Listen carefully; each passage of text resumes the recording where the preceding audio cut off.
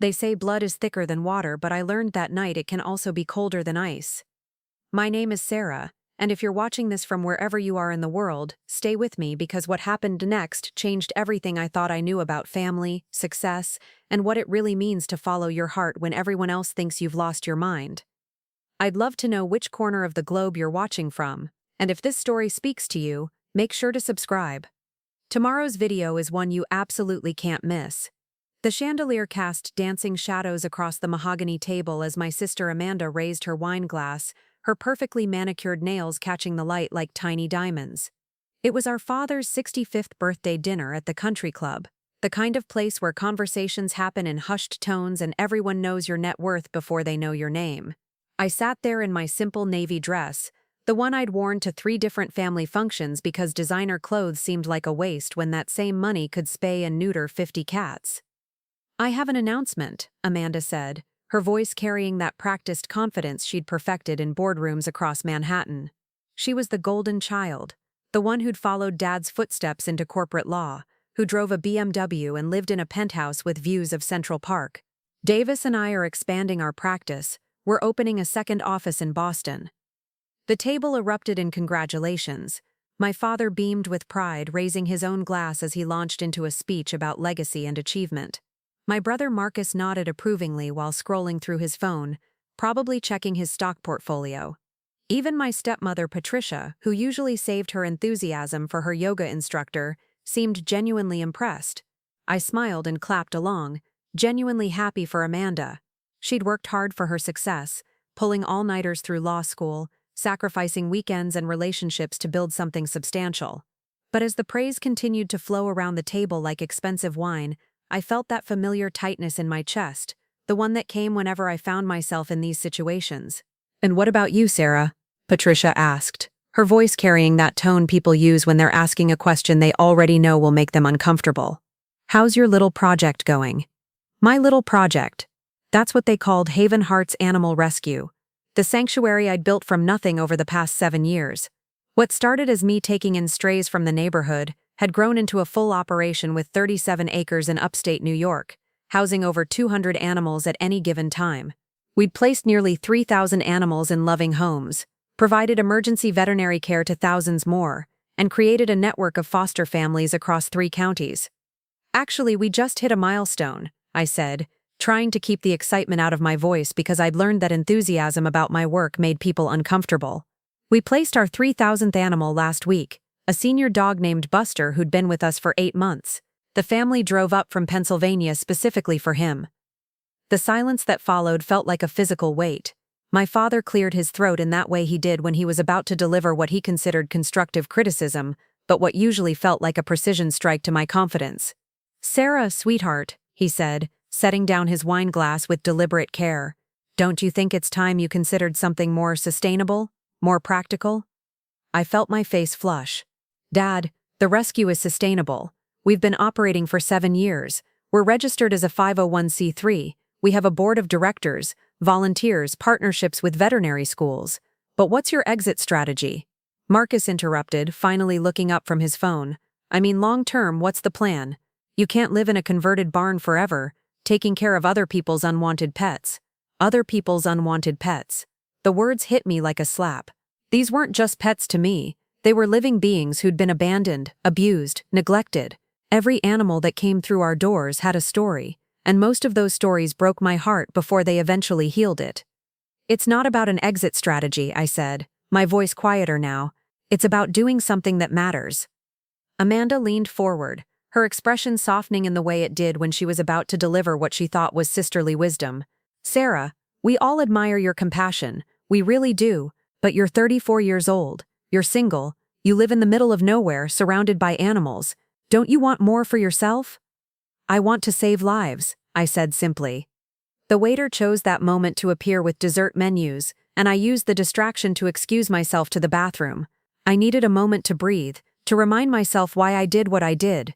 In the mirror, I saw a woman with laugh lines around her eyes from spending days in the sun with dogs, hands that were scarred from cat scratches and rope burns from building fencing, hair that smelled perpetually of hay and animal shampoo. I saw someone who woke up every morning with purpose. When I returned to the table, They were deep in conversation about Amanda's expansion plans. I slid back into my seat, hoping the topic had moved on for good. "You know what Sarah needs?" Patricia said, as if I weren't sitting right there. "She needs to find a nice man who can help her see that there's more to life than animals. Someone stable, with a real career. The problem is," Marcus added, "she's become one of those crazy cat ladies, except she's got every kind of animal imaginable. What guy wants to compete with 200 cats and dogs for attention?" The laughter that followed was light, casual, the kind of laughter shared at dinner parties when someone makes a mildly amusing observation, but each chuckle felt like a needle in my skin. "I'm not a crazy cat lady," I said, trying to keep my voice steady. "I run a legitimate rescue operation. We have a staff of 12, partnerships with shelters across the region, and we've saved thousands of lives." "Of course you have, dear," Patricia said in that patronizing tone she used when she thought I was being oversensitive. "We just worry about you, that's all. Living alone out there, no social life, no romantic prospects." "Who says I don't have a social life?" I asked. Though even as the words left my mouth, I knew they were hollow. My social life consisted of volunteers, veterinarians, and other rescue operators. My idea of a perfect Saturday night was watching Netflix with a foster dog curled up beside me, knowing that in a few weeks, that same dog would be playing in a backyard with children who adored him. "When was the last time you went on a date?" Amanda asked gently. I thought about it, really thought about it. There had been David, the veterinarian who'd helped us with emergency surgeries. We'd gone to dinner twice before he decided that dating someone who spent more on animal medical bills than most people spent on rent wasn't compatible with his lifestyle. Before that, there was Tom from the hardware store who'd asked me out after I'd been in buying supplies for new kennels. One look at my truck filled with hay and dog crates had been enough to kill that potential relationship. "I've been busy," I said. "That's exactly our point," my father said, his voice carrying that tone of finality he used in the courtroom. "Sarah, you're wasting your life. You're smart, you're capable, you could be doing something significant with your talents. Instead, you're playing house with strays in the middle of nowhere." Playing house with strays. The words echoed in my head as I stared down at my untouched dessert. These people who claimed to love me, who said they wanted what was best for me, couldn't see that I was already doing exactly what I was meant to do. "I brought something for you, Dad," I said, reaching into my purse. I pulled out a small wrapped package, something I'd made in my workshop during the quiet hours after the evening feeding. It was a carved wooden picture frame, simple but elegant, with small paw prints etched along the border. Inside was a photo of him and me from when I was 8 years old, the day he'd surprised me with a kitten from the animal shelter. He'd named her Lucky, and she'd lived to be 19. "I thought you might like to have this on your desk," I said, sliding the package across the table. He unwrapped it carefully, his expression unreadable. For a moment, I thought I saw something soften in his eyes as he looked at the photo, remembering the little girl who'd begged him for a pet and promised to take care of it forever. "That's very thoughtful, sweetheart," he said, but he didn't pick up the frame again. Instead, he set it aside and turned back to Amanda. "Tell me more about the Boston office. What's your timeline for opening?" The conversation flowed around me like water around a stone. They talked about expansion plans and market opportunities, about vacation homes and investment portfolios, about everything except the one thing that mattered most to me. I sat there listening, feeling invisible despite being surrounded by my own family. As the evening wound down and we prepared to leave, Amanda pulled me aside in the parking lot. The December air was sharp and clean, so different from the recycled atmosphere of the country club. "Sarah, I want you to know that we're not trying to hurt you," she said, her breath forming small clouds in the cold air. "We just want you to be happy." "I am happy," I said. She studied my face in the glow of the parking lot lights. "Are you? Really? Because from where I'm standing it looks like you're hiding from life, using those animals as an excuse to avoid dealing with the real world." I wanted to tell her that my world was as real as it got, that I dealt with life and death decisions every day, that I held dying animals while they took their last breaths and celebrated when abandoned puppies opened their eyes for the first time. I wanted to explain that every morning brought new challenges that required creativity, problem-solving, and strength she couldn't imagine. Instead, I just hugged her goodbye and walked to my truck. The drive home took 45 minutes, winding through small towns and rural roads until I reached the gates of Haven Hearts. As I pulled into the driveway, I could see the soft glow of the barn lights in the distance. Even at this hour, there were animals that needed attention, medications that needed to be administered, and comfort that needed to be provided. I parked and walked through the main barn, checking on the overnight residents. There was Stella, the German shepherd who'd been found tied to a tree and abandoned, now slowly learning to trust humans again. In the next kennel was a litter of puppies whose mother had been hit by a car, bottle-fed every 2 hours by our dedicated volunteers. Down the aisle was Winston, an elderly cat with diabetes who required twice-daily insulin shots but purred like a motor whenever anyone approached his cage. These animals didn't care that I lived in a converted barn. They didn't judge me for being single or question my life choices. They just needed someone to see their worth, to fight for their lives, to believe they deserved love and safety. I made my rounds, speaking softly to each animal, checking water bowls and adjusting blankets. By the time I finished, it was nearly midnight. I walked across the property to my small house, a converted barn that I'd renovated myself with the help of YouTube videos and stubborn determination. Inside, my personal pets greeted me with enthusiasm. There was Murphy, a 3-legged dog I'd rescued as a puppy from a puppy mill. Sage, a blind cat who navigated my house better than most sighted cats. And Titan, an elderly Rottweiler who'd been labeled aggressive at another shelter, but who spent his days here gently playing with puppies and sleeping in the sun. I sat on my couch, surrounded by animals who loved me unconditionally, and tried to shake off the words from dinner. Crazy cat lady. Playing house with strays, wasting my life. Maybe they were right. Maybe I was hiding from something. Maybe there was a different life I was supposed to be living, one with business suits and board meetings, and retirement planning. But as I looked around at my strange little family, as I listened to Murphy's contented sighs and Sage's gentle purring, I couldn't imagine being anywhere else. This was my life, messy and unconventional as it was. These animals were my purpose, and their lives had meaning even if my family couldn't see it. I had no idea that everything was about to change, that the very thing they mocked me for was about to become the thing that proved them all wrong in the most spectacular way possible. I had no idea that someone had been watching, someone who understood exactly what I was building and why it mattered. All I knew was that tomorrow morning, I'd wake up at 5 a.m. to feed 200 animals, and I'd do it with the same love and dedication I'd shown for the past 7 years, regardless of what anyone else thought about my choices. I was about to learn that sometimes the universe has a way of validating the path you've chosen, even when everyone else thinks you're walking in the wrong direction. A lot of love and effort went into bringing this story to life. If you're enjoying it, we'd be so grateful if you'd subscribe to our channel. Now, back to where we left off. The alarm pierced the morning darkness at 4:47 a.m., 13 minutes before it was supposed to go off. I'd been lying awake anyway, staring at the ceiling, and replaying the dinner conversation in my mind. Murphy lifted his head from where he was sprawled across my legs, gave me a look that clearly said it's too early for this, and settled back down with a dramatic sigh. I slipped out of bed quietly, not wanting to disturb the menagerie of animals who'd claimed various spots on my furniture overnight. The morning routine was sacred at Haven Hearts, 200 animals depending on precise timing for medications, feedings, and care. But as I pulled on my work clothes and boots, I felt different than I had the morning before. The words from dinner had planted something in my mind, no doubt exactly, but a kind of crystalline clarity about what I was really doing here.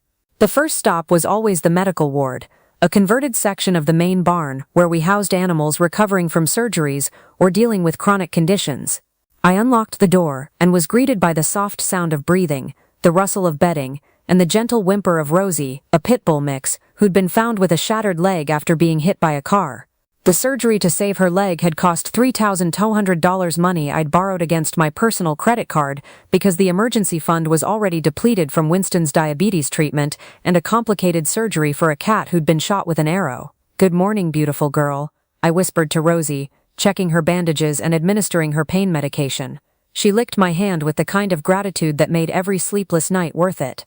As I moved through the medical ward, checking on each animal and updating their charts, I started doing mental calculations, something I'd been avoiding for weeks, but the conversation with my family had forced me to confront the numbers.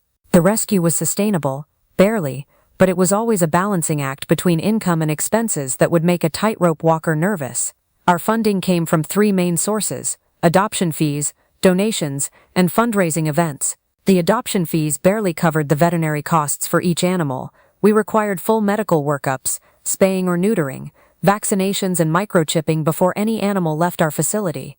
Most of our animals came to us requiring extensive medical care that far exceeded what we could charge for adoption fees. Donations were unpredictable. Some months we'd receive a check for $500 from a grateful family whose pet we'd saved. Other months our mailbox held nothing but bills. We'd tried online crowdfunding, but competing with thousands of other worthy causes for attention felt like shouting into the void. The fundraising events were our lifeline. 3 times a year, we held adoption events that doubled as fundraisers. Local businesses donated prizes for raffles, volunteers made baked goods to sell, and we set up booths with information about animal care and responsible pet ownership. These events typically raised between $8,000 and $12,000 each, enough to keep us operating but never enough to get ahead. As I finished in the medical ward and moved on to the main kennels, I started thinking about something I'd never seriously considered before: expansion. Not just taking in more animals, but creating something bigger, something that could help animals on a scale I'd only dreamed about.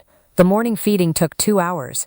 200 animals meant 200 individual dietary requirements, medication schedules, and behavioral considerations. Rex, the German Shepherd, needed his food elevated because of bloat issues. The litter of kittens in Kennel 12 required specialized kitten formula mixed with wet food. The senior dogs needed supplements for joint health mixed into their breakfast.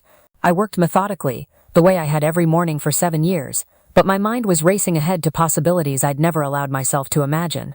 What if we could build a proper veterinary clinic on site? What if we could offer low-cost spay and neuter services to the community?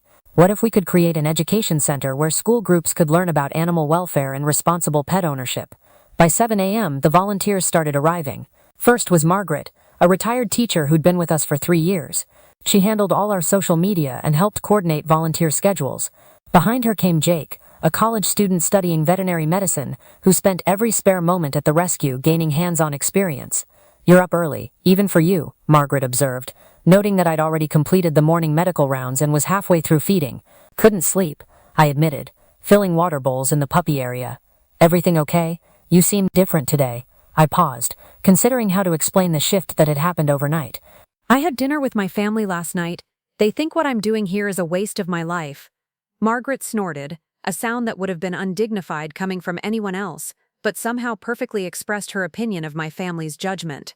"Your family thinks saving lives is a waste? What do they consider worthwhile?" "Making money, building careers, living conventional lives."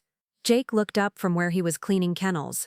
"Conventional is overrated. I mean, look at what you've built here. This place saves lives every single day. How is that not worthwhile?" As the morning progressed and more volunteers arrived, I found myself seeing the rescue through fresh eyes. Emma, a high school student who spent her weekends here instead of at the mall, had a natural gift with fearful animals. She was currently sitting cross-legged in a kennel with Brutus, a Rottweiler who'd been so traumatized when he arrived that he wouldn't let anyone touch him. Now he was resting his massive head in her lap, finally beginning to trust that not all humans would hurt him. Tom, a local contractor who'd been laid off 6 months ago, had spent his unemployment building new kennels and improving our facilities. He refused payment, saying that working with his hands while surrounded by grateful animals was better therapy than anything a doctor could prescribe. Dr. Lisa Chen, the veterinarian who'd become our primary medical partner, arrived at 9 a.m. for her weekly volunteer clinic. She could have been making 3 times as much money at a private practice, but she'd told me once that the work we did here reminded her why she'd become a veterinarian in the first place. As I watched this small army of people who'd chosen to spend their time helping animals, I realized something that had never occurred to me before. I hadn't just built an animal rescue. I'd created a community of people who believed that every life had value, regardless of species. I'd provided a place where a laid-off contractor could find purpose, where a teenager could learn compassion, where an overworked veterinarian could remember her calling. The morning clinic was busy. Dr. Chen examined 3 new arrivals, a litter of puppies found abandoned in a parking lot, and performed spay surgeries on 2 cats who were scheduled for adoption. Between procedures, we discussed the cases that worried us most: an elderly dog with a heart condition who would need expensive ongoing treatment, a cat with a chronic kidney condition that required special diet and medication. "Have you ever thought about expanding?" Dr. Chen asked as she sutured the second cat. "I mean, really expanding, building a full-service facility that could serve animals across the region?" The question hit me like a lightning bolt, confirming thoughts that had been circulating in my mind all morning. "Actually, I have been thinking about it, more seriously since last night. What would it look like, in your ideal world?" I closed my eyes and let myself imagine. A proper veterinary hospital, not just an exam room. Surgical suites that could handle complex procedures. a rehabilitation center for animals recovering from abuse or medical trauma, an education center where we could teach people about animal welfare, maybe even a training facility where we could work with animals that have behavioral issues. That's not just a rescue, Dr. Chen said, her eyes lighting up. That's a comprehensive animal welfare center, something that could serve as a model for other regions. The idea took root and began growing immediately. By lunchtime, I was sketching layouts on napkins and calculating square footage requirements. By afternoon, I was researching similar facilities in other states, studying their funding models and operational structures. The more I researched, the more excited I became. There were grants available for innovative animal welfare programs, corporate partnerships that could provide ongoing funding, educational partnerships with universities that could bring interns and student volunteers. But as the day wore on, reality began to temper my enthusiasm. A facility like the one I was imagining would cost millions to build and hundreds of thousands annually to operate. We were barely staying afloat financially as it was. The gap between dream and reality felt insurmountable. That evening, after the volunteers had gone home and the animals were settled for the night, I sat in my small office reviewing our financial records. The numbers told a story of passion over profit, of making impossible choices every month between different animals' needs. Last month alone, we'd spent $2,800 on emergency surgery for a dog who'd been hit by a car. The month before, it was $1,200 for treatment of a litter of kittens with severe respiratory infections. We'd maxed out 3 different credit cards to cover medical expenses, and I'd taken a second mortgage on the property to fund facility improvements. Yet somehow, we kept going. Somehow the money always appeared when we needed it most. A surprise donation, a successful fundraiser, a family willing to sponsor an animal's medical treatment. It was like the universe was conspiring to keep us operational, but just barely. I pulled out my laptop and started writing. Not a business plan or a grant application, but a manifesto of sorts, a document that captured not just what we did, but why it mattered. I wrote about Stella, the German shepherd who'd arrived aggressive and terrified but was now gentle enough to participate in our therapy animal program. I wrote about the 12 senior dogs we'd foster, giving them comfortable final months instead of euthanasia at overcrowded shelters. I wrote about the ripple effects, the families who'd learned about compassion through adopting a rescue animal, the children who'd grown up understanding that every life had value, the volunteers who'd found purpose and community through helping animals in need. As I wrote, I realized I was documenting something that my family would never understand, the true measure of success. It wasn't about profit margins or career advancement or social status. It was about the accumulation of small acts of love that somehow added up to something larger than their individual parts. By midnight, I had 30 pages. By 2 a.m., I had 50. I wrote until my eyes burned and my fingers cramped, pouring 7 years of experience and passion onto the page. When I finally stopped, I had created something I'd never attempted before, a comprehensive vision for what animal rescue could become. The document outlined not just the expansion I'd dreamed about, but a complete reimagining of how society could approach animal welfare, prevention through education, intervention through accessible veterinary care, rehabilitation through specialized facilities, and advocacy through demonstrating that animals weren't disposable, but beings deserving of respect and care. I saved the file and leaned back in my chair, emotionally exhausted but strangely energized. For the first time since dinner with my family, I felt like I had an answer to their criticisms. Yes, my life was unconventional. Yes, I was single and lived in a converted barn and spent more money on veterinary bills than most people spent on rent. But I was also building something that mattered, something that saved lives and created community and demonstrated that success could be measured in ways that had nothing to do with bank account balances. I had no idea that somewhere, someone was about to validate everything I'd written in ways I couldn't imagine. Someone who understood exactly what I was trying to build and why it mattered enough to change everything. All I knew was that I'd found my answer to the question that had been haunting me since dinner.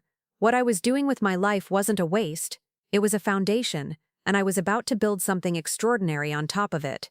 The next morning would bring news that would transform not just the rescue but everything I thought I knew about the value of the work we were doing. The phone call came at 6:23 a.m. on a Tuesday morning, 3 days after I'd finished writing my manifesto.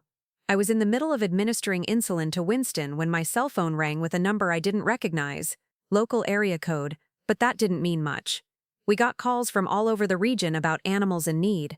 Haven Hearts Animal Rescue. This is Sarah. Miss Coleman, This is Detective Ray Morrison with the County Sheriff's Department. We have a situation that requires your expertise. My stomach dropped. Calls from law enforcement usually meant one of two things. Either someone had reported us for violating some obscure ordinance, or there was an animal cruelty case that needed immediate intervention. Given my family's recent comments about my crazy cat lady lifestyle, I was prepared for the worst. What can I help you with, Detective? We executed a warrant this morning on a property about 40 miles south of you. Large-scale animal hoarding situation. We're looking at over 150 animals in various states of neglect. The county shelter is already at capacity, and honestly, most of these animals are going to need specialized care that they're not equipped to provide. I closed my eyes and took a deep breath. Hoarding cases were the hardest part of rescue work, animals kept in deplorable conditions by people who genuinely believed they were helping. The psychological and physical rehabilitation required was intensive, expensive, and heartbreaking. How bad is it? I asked. Bad. We've got dogs living in their own waste, cats with upper respiratory infections, several animals that need immediate veterinary attention. The smell alone. He paused. Look, I know you probably don't have space for 150 animals, but we're hoping you might be able to take the ones in the worst condition, the ones that need specialized care. I looked around our medical ward, which was already at capacity. We had exactly 3 empty kennels in the entire facility, and those were reserved for emergencies. Taking on even a dozen animals from a hoarding situation would push us beyond our limits. I'll need to see the situation myself before I can commit to anything, I said, but yes, we'll help however we can. 2 hours later, I was standing in what had once been a residential backyard, now transformed into something that looked like a post-apocalyptic animal nightmare. Makeshift kennels constructed from chicken wire and plywood housed dozens of dogs, most sitting in mud mixed with feces.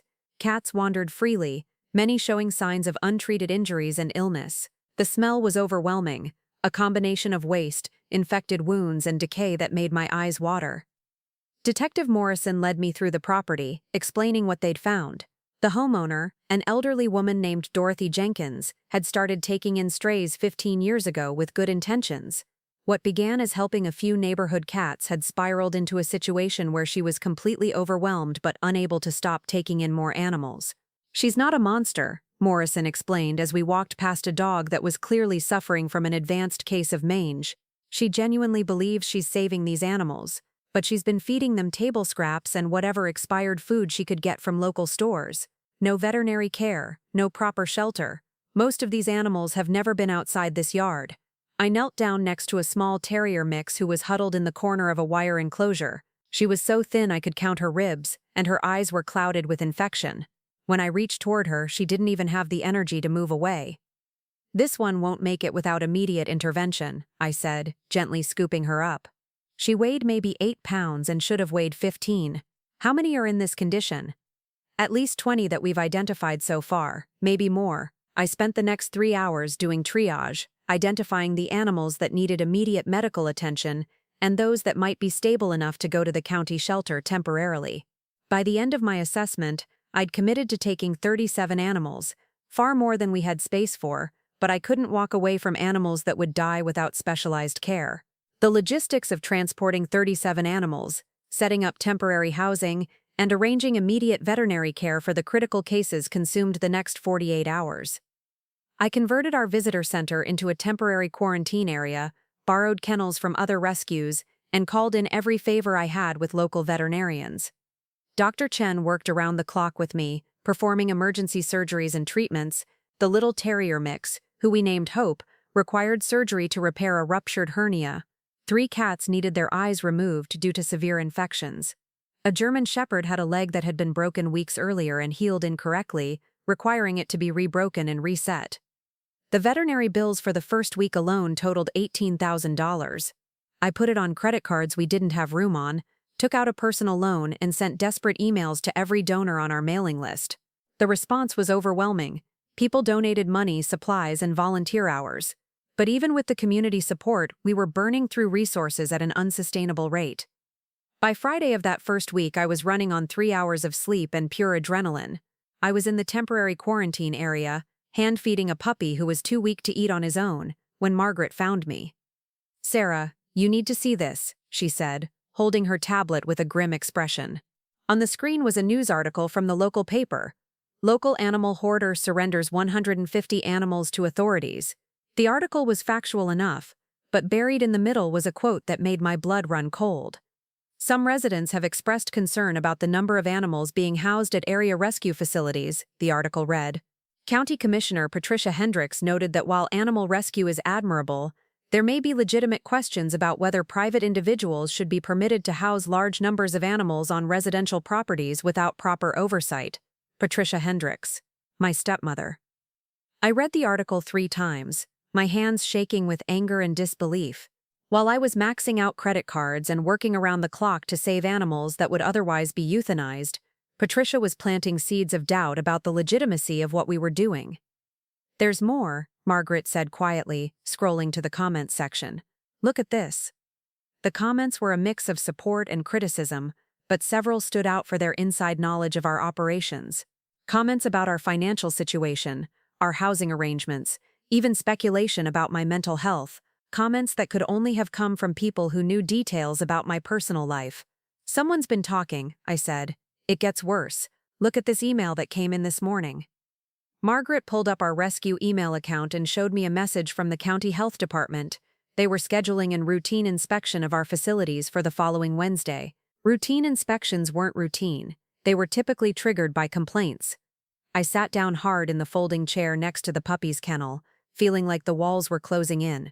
We were already operating beyond our capacity, housing animals in temporary arrangements that weren't ideal but were necessary to save lives. An inspection right now would likely result in violations, fines, and potentially an order to reduce our animal population. Who would file a complaint? Margaret asked. I thought about the dinner conversation, about Patricia's comments about my little project, about the way my family viewed what I was doing here. I thought about the timing, the complaint filed just days after I'd taken on the most challenging case of my career. I have an idea, I said grimly. That evening, after the volunteers had gone home and the animals were settled, I called Amanda. She answered on the second ring, her voice bright and cheerful. Sarah, how are you? I heard about that hoarding case on the news. Sounds like you're really making a difference. Did you know Patricia filed a complaint with the county health department about our facility? The silence on the other end of the line lasted so long I thought the call had dropped. Sarah, I don't know anything about that. But you're not surprised. Another pause. Look, after dinner the other night, Patricia mentioned that she was concerned about you. About whether what you're doing is sustainable, safe. You're housing hundreds of animals on a residential property, Sarah. You're using makeshift facilities, operating beyond any reasonable capacity. What if something happens? What if there's a fire, or someone gets hurt, or so you think I'm a danger to the animals I'm trying to save? I think you're in over your head. I think you've let your emotions override your judgment, and now you're in a situation where you can't provide proper care for all these animals. I looked around the quarantine area, where 37 animals who would have been euthanized were now receiving round-the-clock medical care and rehabilitation. Hope, the little terrier, was curled up in a blanket after her successful surgery. The German shepherd with the broken leg was walking again. 3 cats who'd been blind from infections could now see. These animals are receiving better care than they would at any county shelter, I said. We have a veterinarian here 4 days a week. We have trained volunteers providing specialized care. You have a converted barn and a bunch of good intentions, Amanda interrupted. Sarah, this isn't sustainable. You're going to burn out, go broke, or both. And then what happens to all these animals? After I hung up, I sat in the darkness of the quarantine area, surrounded by animals who were alive because of decisions I'd made. Amanda's words echoed in my mind, mixing with my father's comments about wasting my life and Patricia's bureaucratic maneuvering. Maybe they were right. Maybe I was in over my head. Maybe taking on 37 animals from a hoarding situation when we were already at capacity was irresponsible. But as I sat there, I heard Hope whimper softly in her sleep. She was having nightmares, something common in animals who'd been severely neglected. I reached into her kennel and gently stroked her head until she settled back into peaceful sleep. This wasn't just about sustainability or proper facilities or financial responsibility. This was about the fundamental question of whether these lives mattered enough to fight for, even when the fight seemed impossible. The inspection was scheduled for Wednesday. I had 5 days to prepare. 5 days to somehow make our temporary arrangements look permanent, our emergency measures look planned, our impossible situation look manageable, but I also had 5 days to do something I'd never done before. Fight back. On Monday morning, I called a meeting with our entire volunteer team. 23 people crowded into our small conference room, everyone from Margaret and Dr. Chen to high school students who helped with weekend feedings. "We're under attack," I said simply. "Not from people who hate animals, but from people who think we can't do this job properly. People who think the solution to animal suffering is regulation, not action." I told them about the complaint, the upcoming inspection, and the comments to the newspaper. I explained that we had a choice. We could scale back, operate within conventional limits, and save fewer lives. Or we could prove that our way worked, that love and dedication could overcome bureaucratic obstacles. "What do you need from us?" asked Tom, the contractor who'd been building kennels. "Everything," I said. "If we're going to pass this inspection, we need to document every protocol, every safety measure, every success story. We need to show them that what we're doing here isn't chaos, it's innovation." The next 5 days were a whirlwind of preparation. Tom and his friends worked around the clock to upgrade temporary structures to permanent ones. Margaret compiled medical records, adoption statistics, and volunteer training documents. Dr. Chen prepared detailed reports on our medical protocols and success rates. But the real preparation wasn't in the documentation. It was in the decision to stop apologizing for caring too much. We weren't going to hide the fact that we operated differently from conventional shelters. We were going to demonstrate that different didn't mean wrong. Wednesday morning arrived with a cold rain that turned the rescue grounds into a muddy mess. At exactly 9 a.m., a white county vehicle pulled into our driveway. 2 officials got out, a woman in a business suit carrying a clipboard, and a man with a camera. I met them at the gate, dressed in my best clothes but still wearing boots suitable for walking through animal areas. This was my world, and I wasn't going to pretend to be someone else to make them comfortable. "Miss Coleman, I'm Inspector Janet Rivers from the County Health Department. This is my colleague David Park. We're here to conduct a routine inspection." I smiled and shook their hands. "Welcome to Haven Hearts. I think you're going to be impressed by what we've built here." As we began the tour, I realized that something fundamental had shifted in how I saw myself and my work. I wasn't the crazy cat lady my family thought I was. I wasn't the overwhelmed dreamer Amanda saw. I was a woman who'd built something extraordinary from nothing, and I was about to show the world exactly what that looked like. Inspector Rivers moved through our facility with the mechanical precision of someone who'd seen hundreds of animal operations, her pen clicking against her clipboard as she made notes. But something was different about this inspection. Instead of the cursory glances and pro forma questions I'd expected, she was asking detailed questions about our protocols, our success rates, our innovative approaches to animal rehabilitation. "Walk me through your intake process for traumatized animals," she said as we stood outside the quarantine area where the hoarding case animals were housed. I explained our 3-stage protocol: medical stabilization, behavioral assessment, and gradual socialization. As I spoke, I noticed her colleague David taking photos not of violations, but of our custom-built recovery kennels, our medical equipment, and our detailed tracking systems. "This is remarkable," Inspector Rivers said, reviewing the charts that detailed each animal's progress since arriving from the hoarding situation. "In my 15 years doing this job, I've never seen recovery rates like these. How long did you say it took to design this rehabilitation program?" "We didn't design it all at once," I admitted. "It evolved over 7 years, based on what worked and what didn't.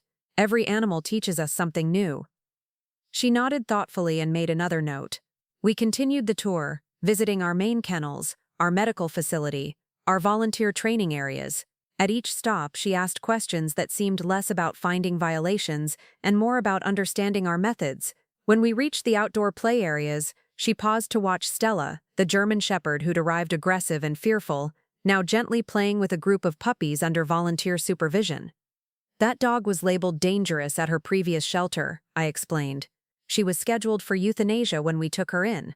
Now she's part of our therapy animal program. We work with local nursing homes and hospitals. Animals that have been rehabilitated here help people heal too. Stella visits pediatric cancer patients twice a week." Inspector Rivers stopped writing and looked at me directly. "Miss Coleman, I need to be honest with you. This inspection wasn't routine. We received a formal complaint alleging that you were operating an unlicensed commercial animal facility, housing animals in substandard conditions, and potentially endangering public health. My heart sank, even though I'd suspected as much. And what's your assessment? She looked around the facility, then back at her notes. My assessment is that whoever filed this complaint has never set foot on your property. This is one of the most professionally run rescue operations I've ever inspected. Your medical protocols exceed state requirements. Your volunteer training program is more comprehensive than what many licensed shelters provide.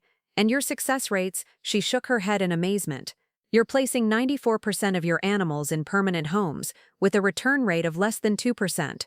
The state average is 67% placement with an 18% return rate. I felt tears prick my eyes, but I forced them back. So we passed the inspection? You don't just pass. I'm recommending you for state recognition as a model rescue facility. There are programs that want to study what you're doing here, potentially replicated in other regions. As the inspectors packed up their equipment and prepared to leave, Inspector Rivers handed me her business card. There's something else you should know.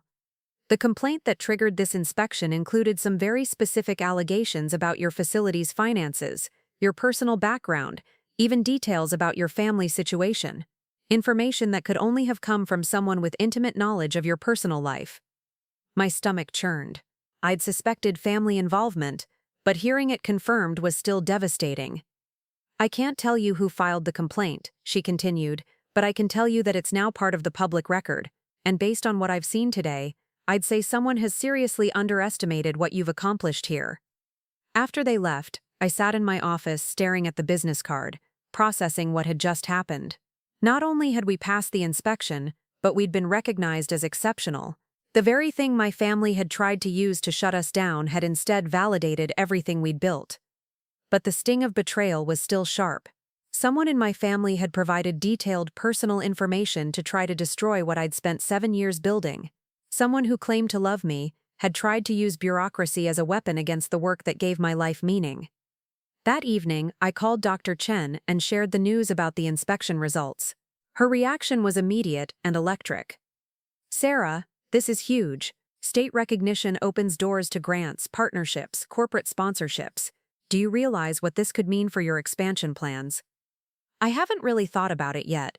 I'm still processing the whole thing. We'll start thinking about it, because I got a call today that you need to know about. She went on to explain that during the inspection, David Park had been not just photographing our facility, but live streaming portions of the tour to colleagues at the State Department of Agriculture. Word was already spreading through professional networks about our innovative approaches and exceptional results. I've already gotten 3 calls from veterinary schools asking about partnership opportunities. The University of Pennsylvania wants to send graduate students here for internships. Cornell is interested in studying your rehabilitation protocols. As she spoke, I felt something shifting inside me. For 7 years, I'd been operating in survival mode, focused on the immediate needs of the animals in front of me. I'd never allowed myself to think about what success might look like because I'd been too busy just trying to keep the doors open. But now, suddenly the outside world was validating not just what we were doing, but how we were doing it.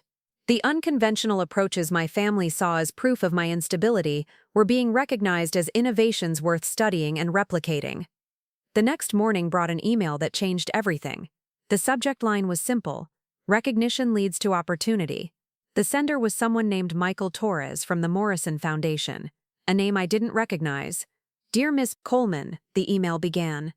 Yesterday's inspection report has been shared within certain professional circles, and I wanted to reach out immediately to discuss a potential partnership opportunity. The Morrison Foundation supports innovative approaches to animal welfare, and your facility appears to represent exactly the kind of forward-thinking operation we're looking for. Would you be available for a phone call this afternoon? I Googled the Morrison Foundation immediately. What I found made me sit down hard in my office chair.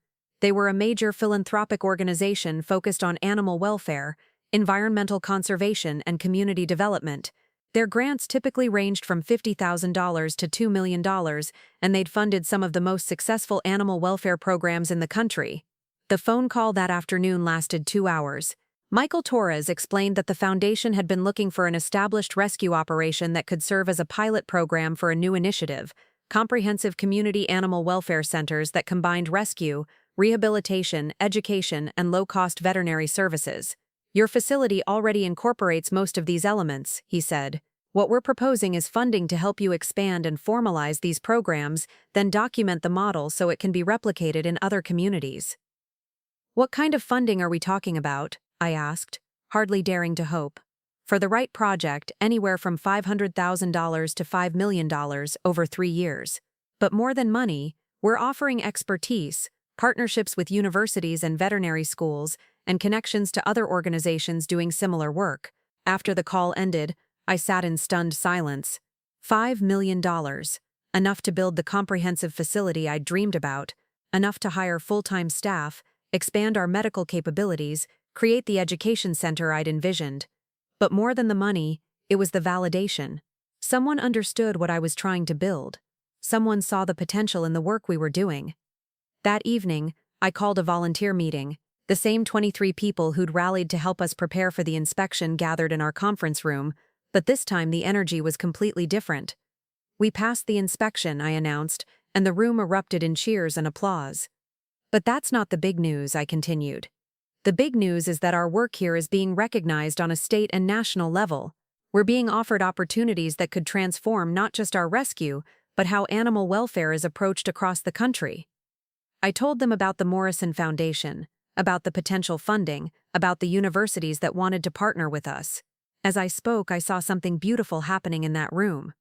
These volunteers who'd given their time and energy because they believed in saving individual animals were realizing they'd been part of building something much larger. Margaret raised her hand. What does this mean for the animals we have now? For day-to-day work? It means we can do more of it, and do it better. Instead of maxing out credit cards to pay for emergency surgeries, we'll have a proper medical fund. Instead of housing animals in converted barns, we can build purpose-designed facilities. Instead of turning animals away because we don't have space, we can expand to help more. Jake, the veterinary student, asked the question I'd been wondering about myself. How do we make sure we don't lose what makes this place special? The personal touch, the individual attention to each animal? It was a valid concern. Too many rescues lost their heart when they scaled up, becoming impersonal processing centers focused more on numbers than individual animal welfare. That's why they want to partner with us, I explained. Because we've proven that you can operate at scale without losing the personal touch. Because our outcomes are better than conventional shelters precisely because we treat each animal as an individual. Over the next week, I worked with Michael Torres and his team to develop a preliminary proposal. The scope was breathtaking, a 50-acre facility with separate buildings for medical care, behavioral rehabilitation, education, and adoption services. Partnerships with 3 veterinary schools that would provide students and residents for hands-on training, an education center that could host school groups, community workshops, and professional conferences. But the most exciting part was the replication component. If our model proved successful, the Morrison Foundation would fund similar facilities in 5 other regions over the following decade. What we'd built at Haven Hearts could become a template for revolutionizing animal welfare across the country. As I worked on the proposal, I kept thinking about the dinner conversation that had started this whole chain of events. My family's criticism, which had stung so deeply just weeks ago, now seemed almost laughably irrelevant. While they'd been worried about my unconventional lifestyle and lack of traditional success markers, I'd been building something that could impact thousands of animals and dozens of communities. The irony wasn't lost on me. Patricia's complaint, intended to shut us down, had instead triggered the inspection that led to state recognition, which led to the foundation partnership opportunity. Their attempt to prove I was failing had instead provided evidence that I was succeeding beyond anyone's imagination. But more than vindication, I felt a profound sense of clarity about my purpose. For 7 years, I'd been responding to immediate needs, saving animals one at a time because I couldn't stand to see them suffer. I'd never had the luxury of thinking strategically about long-term impact. Now, suddenly, I could see the bigger picture. Haven Hearts wasn't just a rescue operation. It was proof that a different approach to animal welfare was possible. An approach based on rehabilitation rather than euthanasia, on community engagement rather than institutional isolation, on innovation rather than bureaucratic tradition. The proposal was due to the foundation in 2 weeks.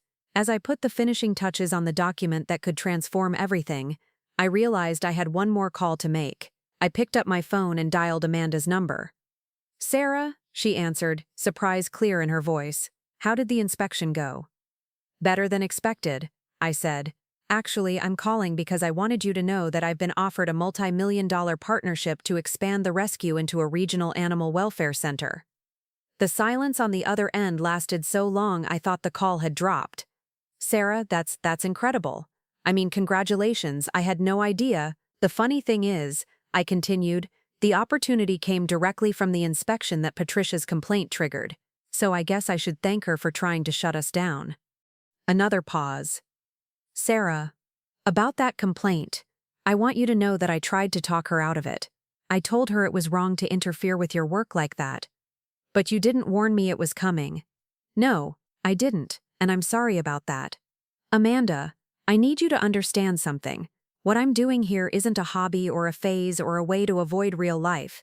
It's my real life, and it's about to become something that impacts animal welfare on a national scale. I'm starting to see that, she said quietly. I think we all are. After I hung up, I looked around my small office, cluttered with adoption files, medical records, and volunteer schedules. In 2 weeks, I'd submit a proposal that could change everything. In 6 months, we could be breaking ground on a facility that would serve as a model for the rest of the country.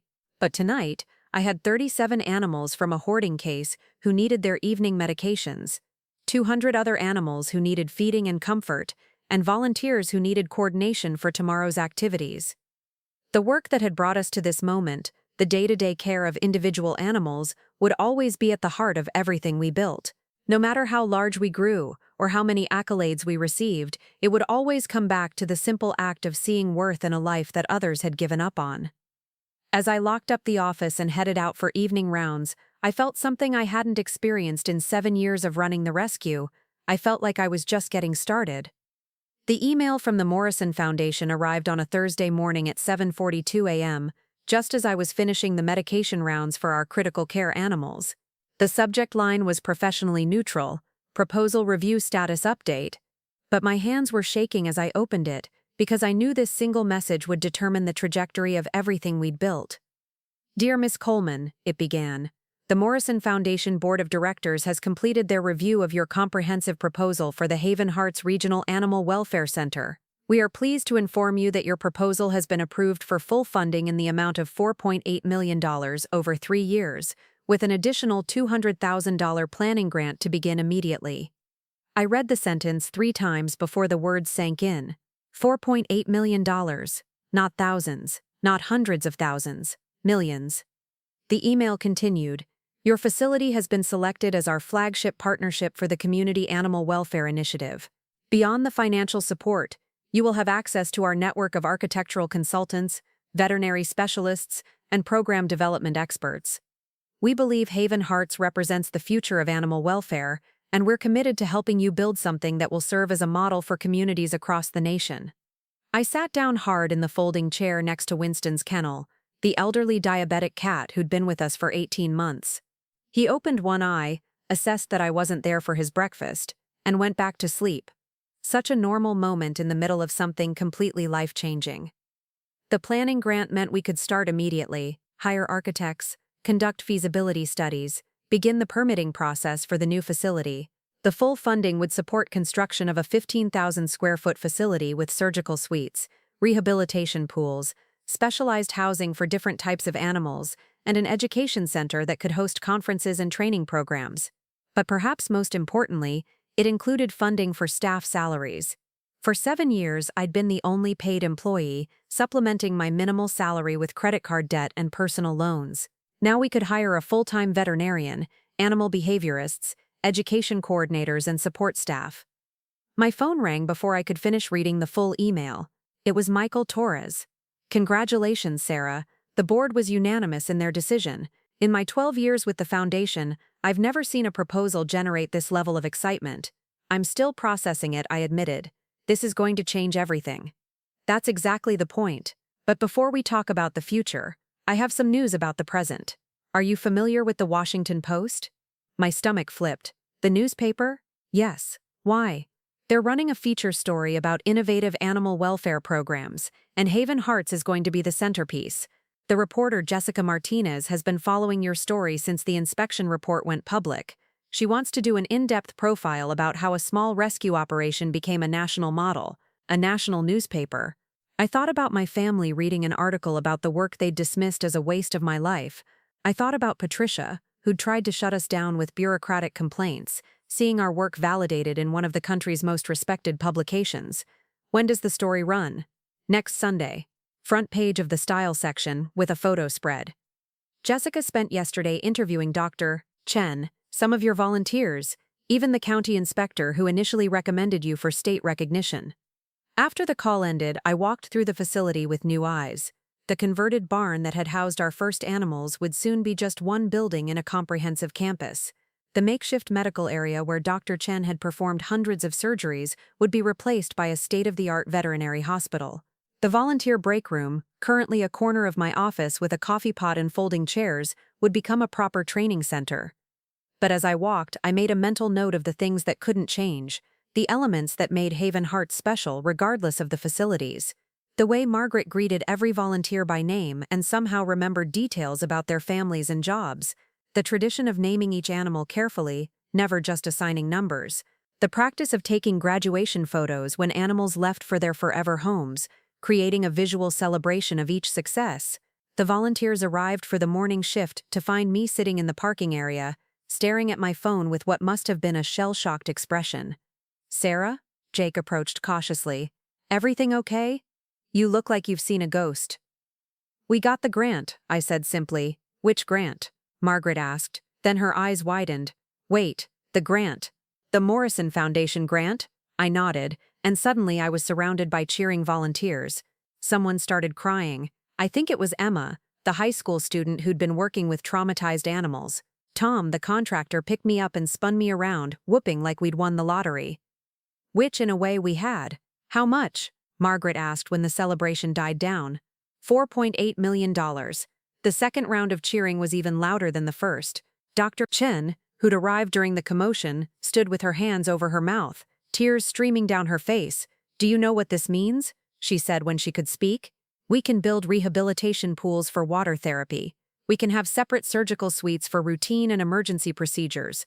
We can create that specialized unit for animals with behavioral trauma." Over the next week, news of the grant spread through the animal welfare community like wildfire. My phone rang constantly with congratulations from other rescue operators, veterinarians, and animal welfare advocates. Several university programs requested meetings to discuss partnership opportunities. But the most satisfying calls came from unexpected sources. The county commissioner, who'd initially been skeptical of our expansion, called to offer assistance with permitting and zoning approvals. The mayor of the nearest town wanted to discuss how the new facility might boost local tourism and economic development. Even more surprising was the call from the State Department of Agriculture, offering to feature Haven Hearts in their promotional materials about innovative agricultural and animal welfare programs in the state. "It's funny," Dr. Chen observed as we reviewed architectural plans during one of our planning meetings. "6 months ago you were worried about having enough money to pay for emergency surgeries. Now you're planning a facility that will set the standard for animal welfare nationwide." The Washington Post article appeared on Sunday morning, exactly as promised. The headline read, "From Barn to Boardroom: How One Woman's Animal Rescue Became a National Model." The accompanying photo showed me in the medical ward, gently examining a kitten while surrounded by the volunteer team that had made everything possible. The article was thorough and fair, detailing not just our current success but the years of struggle that had led to this moment. Jessica Martinez had interviewed not just our supporters, but also some critics who questioned whether private rescue operations should receive such substantial funding. She'd even contacted my family. The quote from Amanda was diplomatic but telling. "Sarah has always been passionate about animal welfare. We're proud to see her work receiving the recognition it deserves." Patricia had declined to comment, but the article noted that the county health complaint that had triggered our inspection was filed by a family member who has since acknowledged that the complaint was based on incomplete information. Reading those words in print felt like a form of justice I hadn't known I needed. But the real impact of the article became clear over the following days. Donations poured in from across the country. Not just money, but offers of expertise, volunteer time, and partnership opportunities. A retired architect from Seattle offered to consult on our facility design pro bono. A manufacturer of specialized animal medical equipment offered to donate state-of-the-art diagnostic machines. Most meaningfully, I received dozens of letters from people who'd been inspired by the story to get involved in animal welfare in their own communities. A group of college students in Oregon started a campus rescue program. A retired teacher in Florida launched a foster network for senior animals. The ripple effects of recognition were creating exactly what the Morrison Foundation had hoped for, a model that could inspire and inform similar efforts nationwide. 3 weeks after the article ran, I received an unexpected visitor. I was in the new temporary office. We'd moved out of the converted barn to make room for construction planning when Margaret knocked on the door. "Sarah, there's someone here to see you. She says she's your sister." Amanda stood in our parking area looking wildly out of place in her expensive suit and designer heels. She'd driven up from the city in her BMW, and I could see her looking around with obvious amazement at the scale of our operation. "This is incredible," she said as I approached. "I mean, I knew you'd expanded, but seeing it in person, Sarah, this is like a small town dedicated to animals." We walked through the facility together, and I found myself seeing it through her eyes. The organized chaos of a major rescue operation. Volunteers coordinating with practiced efficiency, animals being exercised and socialized and medicated according to detailed schedules, vehicles arriving with new animals and departing with adopted ones. "How many people work here?" she asked as we watched Tom directing a crew that was preparing the ground for the new facility. 12 paid staff now, thanks to the grant, but on any given day we have 30 to 40 volunteers. Weekends can be 50 or 60 people. "And you coordinate all of this?" "I coordinate the overall operation, but everyone you see here has specialized expertise. Dr. Chen manages all medical decisions. Margaret handles volunteer coordination and administration. Tom oversees facilities and maintenance. It's not a one-person show anymore." We ended the tour in my office, where architectural plans for the new facility covered every available surface. Amanda studied the drawings with the careful attention she usually reserved for legal contracts. "Sarah, I owe you an apology, several apologies actually." I waited, not making it easy for her. "I was wrong about what you were doing here, we all were. I thought you were hiding from life, avoiding responsibility. I didn't understand that you were building something this significant." "What changed your mind?" "The Washington Post article. Seeing our parents' friends at the country club talking about how proud they were to know someone related to the founder of Haven Hearts. Realizing that while I was building a law practice, you were building something that might outlast us all." She paused, looking out the window at volunteers playing with a group of puppies in the exercise yard. "But mostly, it was seeing this place, seeing what you've created, not just the facilities but the community. The way people talk about working here, like it's not just a job, but a calling." "It is a calling," I said simply. "I know that now, and I'm sorry it took me so long to see it." We talked for another hour, really talked in a way we hadn't in years. She asked detailed questions about our programs, our funding model, our expansion plans. For the first time, I felt like she was seeing me as a professional peer rather than her younger sister, who'd made questionable life choices. When she prepared to leave, she handed me an envelope. "What's this?" "A donation. From Davis and me. It's not much compared to the foundation grant, but we wanted to contribute to what you're building here." I opened the envelope and found a check for $25,000. "Amanda, this is incredibly generous, but it's not generous, it's overdue. You've been doing work that matters while I've been chasing billable hours. This is the least I can do." After she left, I sat in my office holding the check and thinking about how dramatically things had changed. 6 months ago, my family had seen my work as evidence of my failure to live a conventional life. Now they are contributing to its expansion. But more than vindication, I felt a deep sense of gratitude. The criticism and obstacles that had once felt like attacks had ultimately forced me to articulate and defend the value of what we were doing. They'd pushed me to think bigger, to document our successes, to envision possibilities I might never have considered otherwise. That evening, as I made my final rounds through the facility, I stopped at Winston's kennel. The diabetic cat who'd been with us for 18 months, who'd been there through all the financial struggles and family conflicts and bureaucratic challenges. "You've seen quite a transformation, haven't you, old man?" I said, scratching behind his ears. He purred in response, the same contented sound he'd made when we lived in a converted barn and counted every dollar twice before spending it.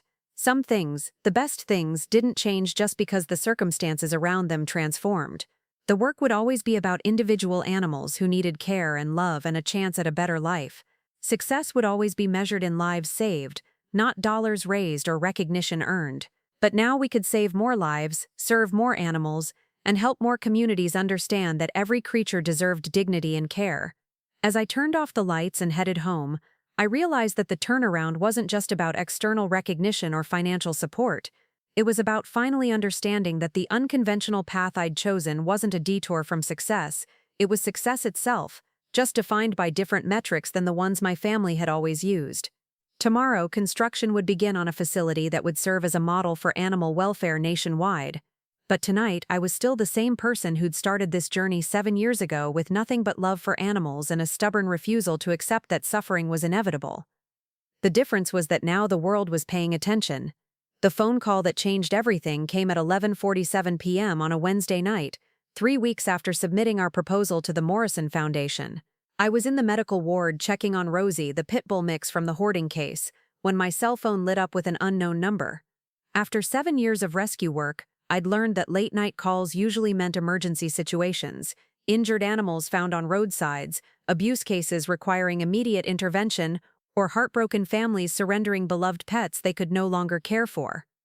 Heaven Hearts Animal Rescue, this is Sarah. Miss Coleman, this is Michael Torres from the Morrison Foundation. I apologize for calling so late, but I wanted to reach you personally before the official notification goes out tomorrow. My heart hammered against my ribs. Foundation calls at midnight weren't routine protocol. They were either devastating rejections or news too significant to wait for business hours. We've completed our review process, Michael continued, his voice carrying an energy I hadn't heard during our previous conversations. Sarah, the board didn't just approve your proposal, they're calling it the most innovative animal welfare initiative they've seen in 20 years. I gripped the phone tighter, afraid to hope. What does that mean exactly? It means you've been awarded the full $5 million over 3 years, plus an additional $500,000 for immediate infrastructure improvements. But more than that, you've been selected as our flagship partnership. Every board member wants to visit your facility. We're sending our architectural team next week to begin planning the expansion. $5.5 million. The number was so large it felt abstract, like discussing the distance to Mars. I slumped against Rosie's kennel, and she nuzzled my hand through the wire, somehow sensing that something momentous was happening. Sarah, are you there? I'm here. This is overwhelming. There's more. The foundation is partnering with National Geographic to document your expansion process. They want to create a feature-length documentary about transforming animal welfare in America, using Haven Hearts as the central story. National Geographic. I thought about David Attenborough narrating our morning feeding routines, about camera crews filming Dr. Chen performing life-saving surgeries, about our volunteers becoming the faces of a movement to revolutionize how society treated abandoned animals. After the call ended, I sat in the quiet medical ward surrounded by animals who were alive because of choices I'd made with borrowed money and stubborn determination. $5.5 million would build the comprehensive facility I'd dreamed about, but it would also change the fundamental nature of what we were. I thought about calling someone to share the news, but at midnight even my most dedicated volunteers were asleep. Instead, I walked through the facility, visiting every animal who'd become part of our strange family. In the main kennel building, I stopped at Titan's Run. The elderly Rottweiler who'd been labeled aggressive at his previous shelter was sprawled across his blanket, snoring peacefully. When I approached, he opened one eye, thumped his tail twice in acknowledgement, and went back to sleep. Titan didn't care about grant money or national recognition. He cared about consistent meals, comfortable bedding, and the daily routine that had taught him to trust humans again. That perspective grounded me as I continued my midnight rounds. The money would allow us to help more animals like Titan, but it wouldn't change the fundamental work, seeing individual worth in lives others had given up on. The official announcement came the next morning via email, copied to our entire volunteer list. My phone started ringing at 6:30 a.m. and didn't stop until well after midnight. Local newspapers, veterinary journals, animal welfare organizations, everyone wanted to interview the small-town rescue that had landed one of the largest animal welfare grants in Foundation history. Dr. Chen was the first to arrive that morning, bursting through the medical ward door with tears streaming down her face and a box of celebratory donuts from the town bakery. "Do you realize what this means?" she said, setting the donuts on the supply counter and pulling me into a hug. "We can build the rehabilitation pools for hydrotherapy. We can have separate intensive care units for different species. We can create that surgical residency program we talked about. The volunteers began arriving earlier than usual, having heard the news through Margaret's phone tree. By 8 a.m., our small conference room was packed with people who'd given hundreds of hours to help me chase an impossible dream, only to discover it wasn't impossible after all. This doesn't change the daily work, I told the group as we gathered around architects' sketches that would soon become reality. It just means we can do more of it, and do it better. Jake, the veterinary student, raised his hand. What about the animals we have now? The ones who've been with us for months or years? It was a crucial question.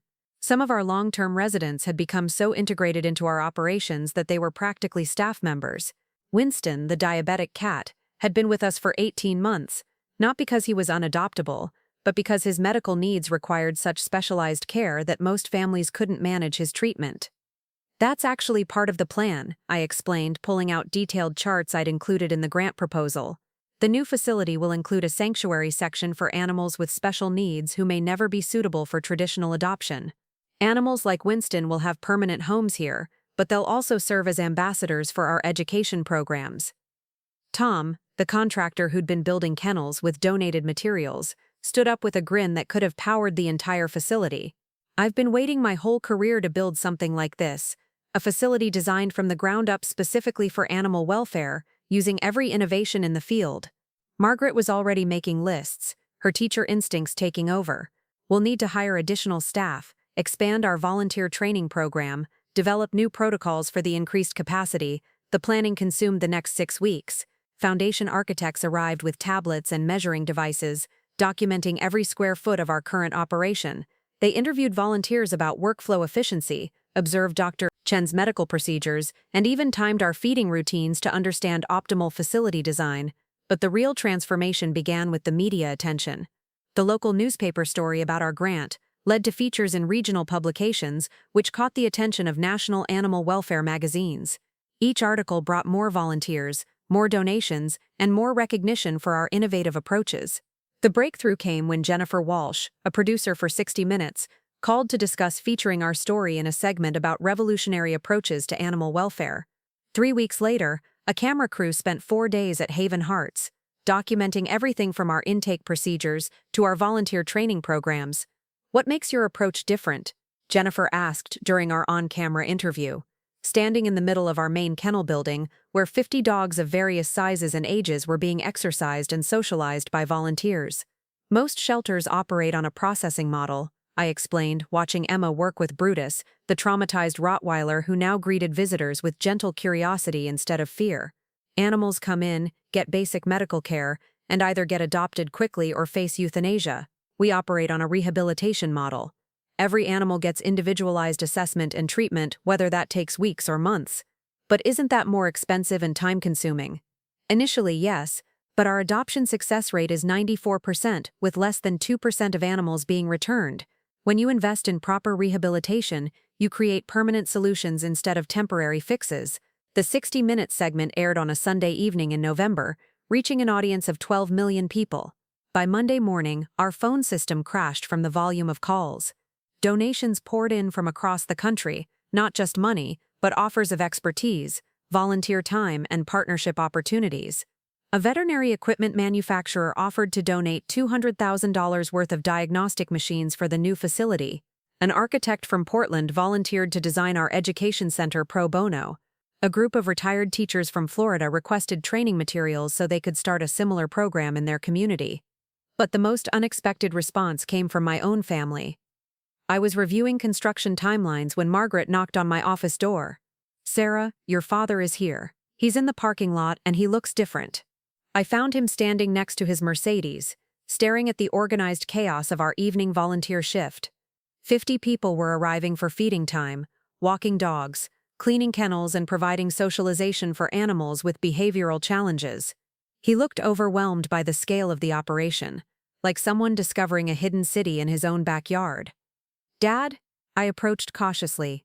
We hadn't spoken since the dinner at the country club, and I wasn't sure what to expect. "I saw the television program," he said without preamble, "the one about what you're doing here." I waited, unsure whether this visit was congratulatory or confrontational. "I didn't understand," he continued, his voice quieter than I'd ever heard it.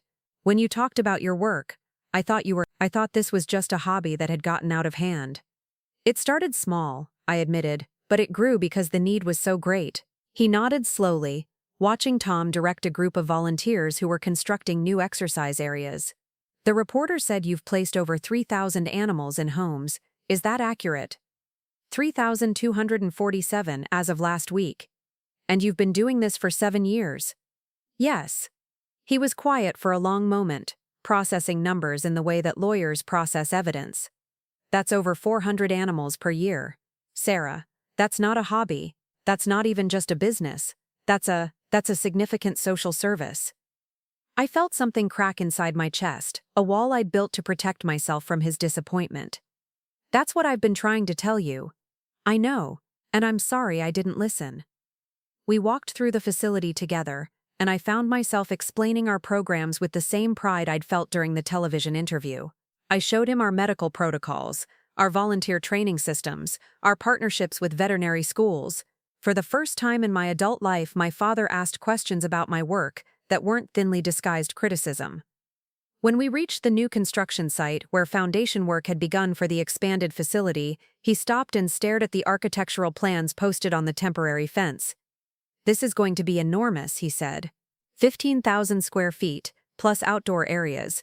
We'll be able to house twice as many animals and provide services we can only dream about now. Services like what?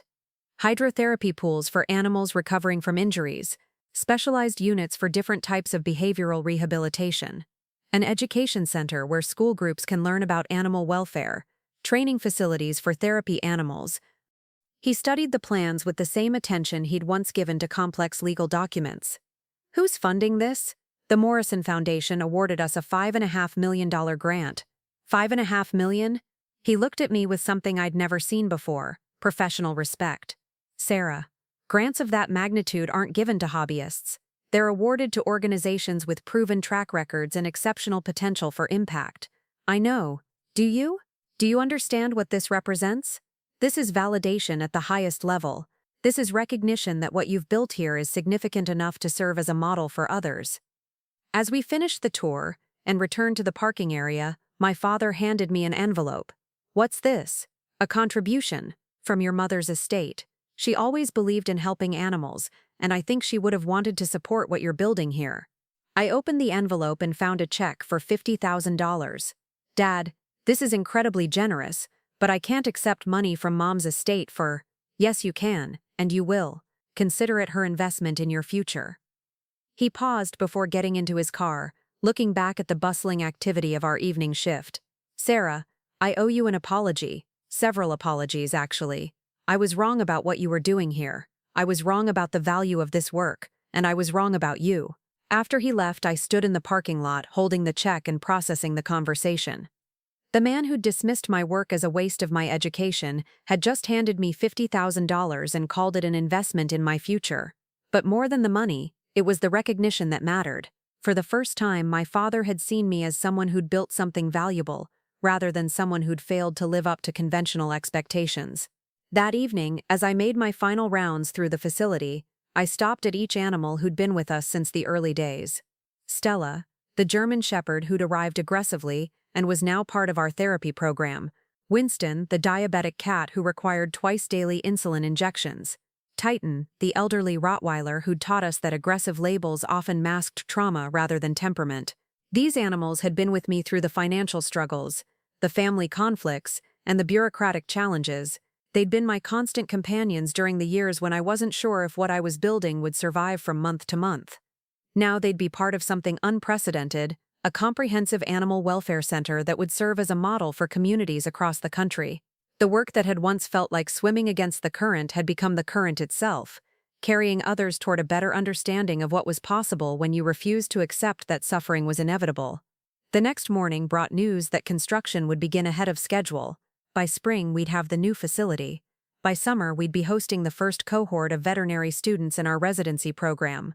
By fall, we'd welcome our first group of international visitors studying our methods. But that night, I was still the same person who'd started this journey with nothing but love for animals and a stubborn refusal to give up on lives others had written off. The difference was that now the world was watching, learning, and preparing to replicate what we'd proven was possible. Success, I realized, wasn't about proving my family wrong.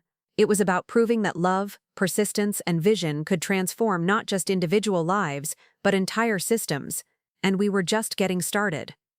The invitation arrived on expensive cream-colored cardstock, the kind Patricia had always favored for her social events.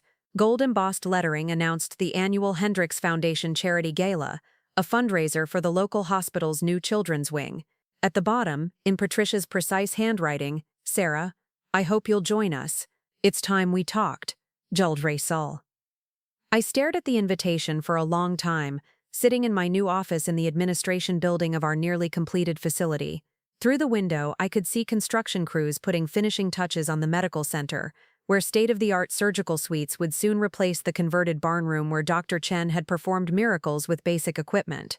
The timing of Patricia's invitation wasn't coincidental. 2 days earlier, the National Geographic documentary crew had finished filming at Haven Hearts. Next month, our story would reach millions of viewers as part of their Wildlife Warriors series. The irony wasn't lost on me that the woman who'd tried to shut us down with bureaucratic complaints was now inviting me to her charity gala just as our work was gaining international recognition. "You're not seriously considering going," Margaret said when I showed her the invitation.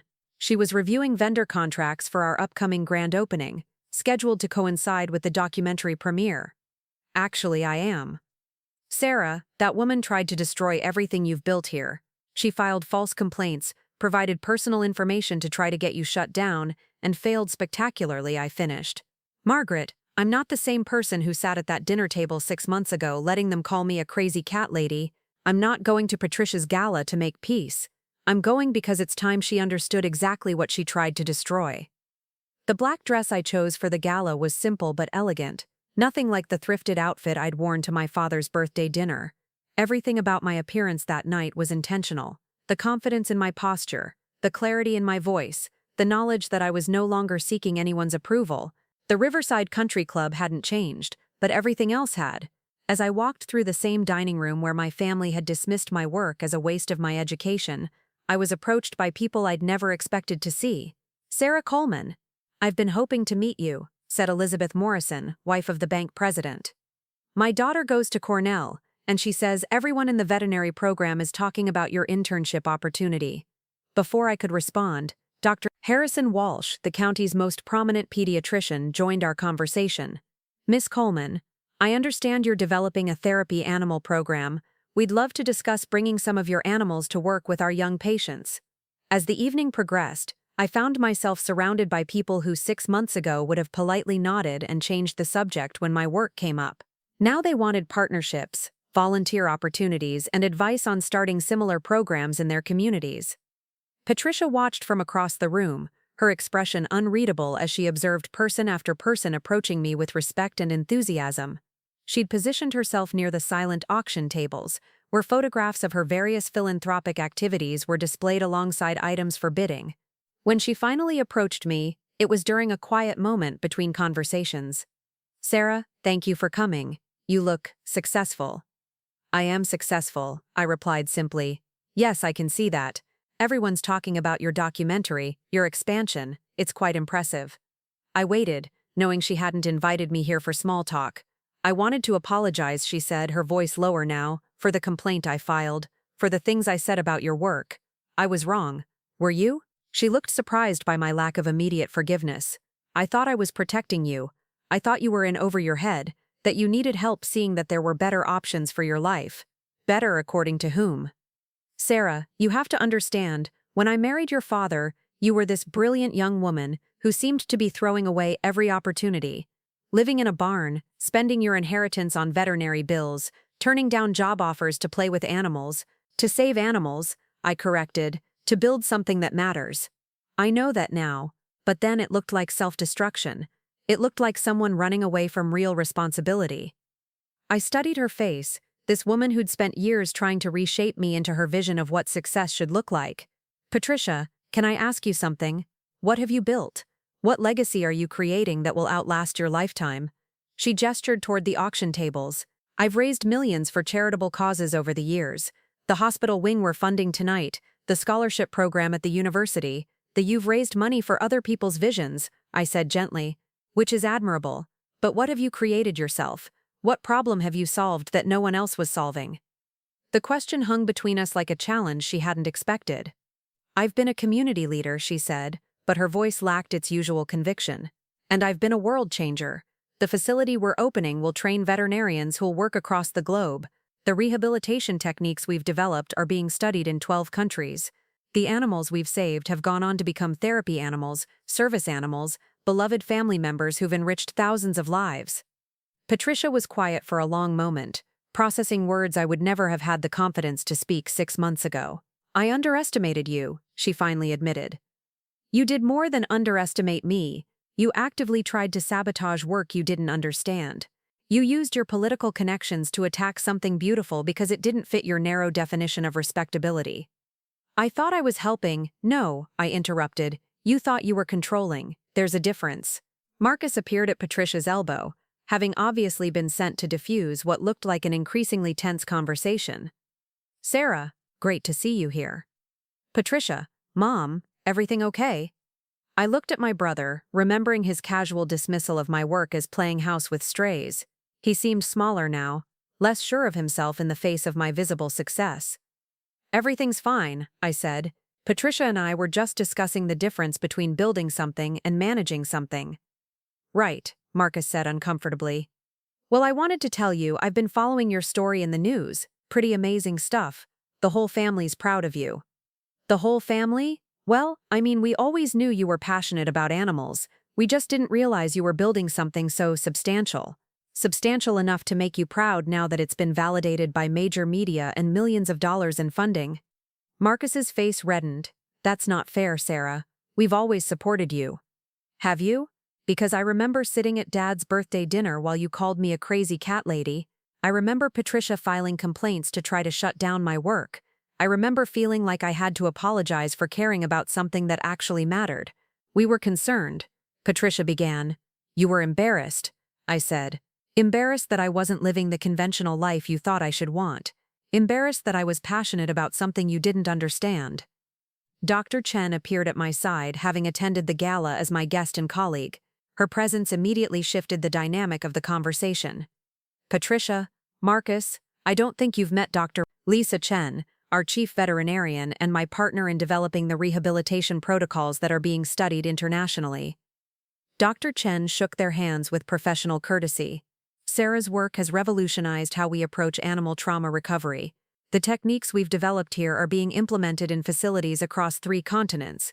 That's wonderful, Patricia said, but I could see her calculating the implications.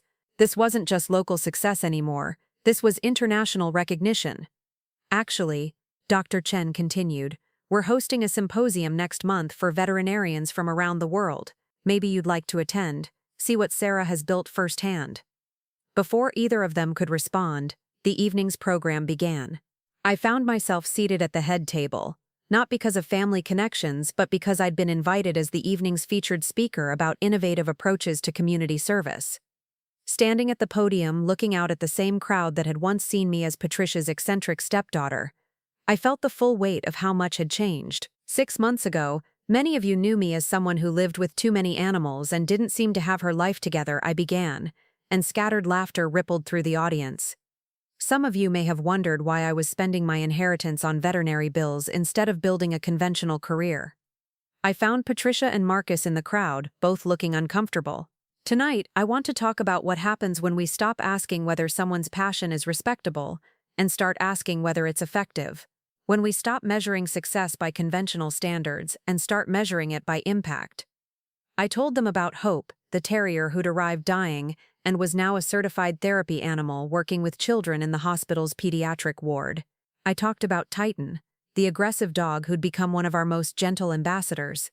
I described the rehabilitation techniques that were saving animals across the globe and the training programs that were transforming how the veterinary profession approached animal welfare. The facility we're opening next month represents 7 years of proving that unconventional approaches can produce extraordinary results. But more than that, it represents what happens when a community chooses to support innovation instead of trying to control it. My eyes found Patricia again. What we've learned is that sometimes the people who seem to be failing at life are actually succeeding at something more important than anyone realized. Sometimes the most valuable work happens outside the boundaries of what society considers normal or respectable. When I finished speaking, the applause was sustained and genuine. Person after person approached me afterward, wanting to discuss partnerships, volunteer opportunities, and ways to support our work. But the conversation that mattered most came as the evening was ending. Patricia approached me one final time, her earlier defensiveness replaced by something I'd never seen from her before: genuine humility. "Sarah, I need you to know that I've learned something tonight. About you, about the work you're doing, but mostly about myself." I waited. "I spent so many years trying to guide you toward what I thought was a better life that I never stopped to consider whether you were already living one. I measured your success by my standards instead of trying to understand what success meant to you. And now I see that you've built something I never could, something that will help thousands of animals and change how people think about animal welfare, something that matters in ways I never allowed myself to imagine." She paused, looking around the nearly empty ballroom. "I've spent 20 years organizing charity events and raising money for other people's causes. You've spent 7 years creating something that didn't exist before. There's a difference, and I'm finally old enough to recognize it. Patricia, I don't need your approval anymore. I haven't needed it for a long time. You built it because it needed to exist."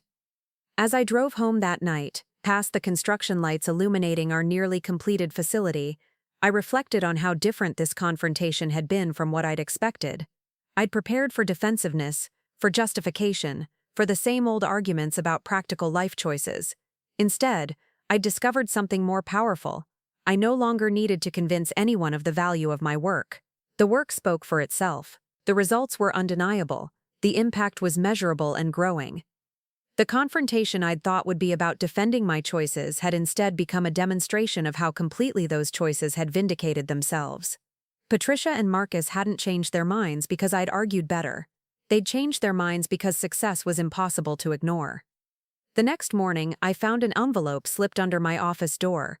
Inside was a check from Patricia for $100,000, made out to Haven Hearts Animal Rescue. The memo line read, "For the work I should have supported from the beginning." But more meaningful than the money was the note attached.